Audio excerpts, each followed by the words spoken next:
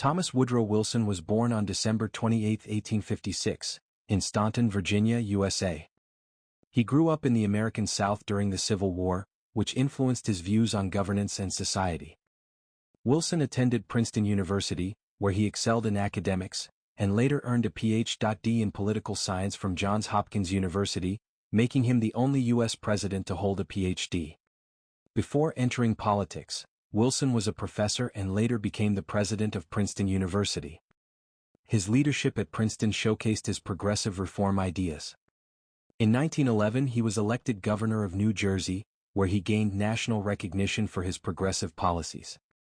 Wilson became the 28th President of the United States after winning the 1912 election as a Democrat. His presidency is known for significant domestic and international events. Established the Federal Reserve System to regulate banking.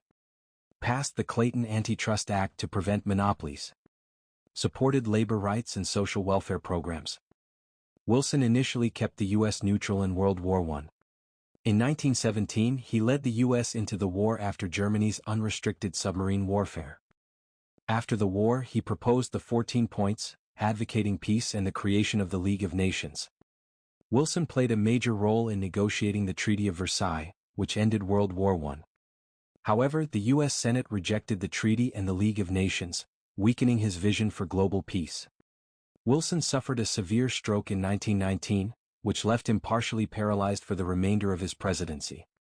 His wife, Edith Wilson, unofficially managed many of his responsibilities. After leaving office in 1921, he lived in Washington, D.C., until his death on February 3, 1924.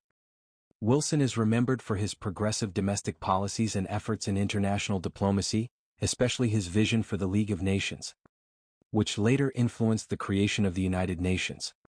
However, his presidency is also criticized for his segregationist policies and handling of civil rights issues.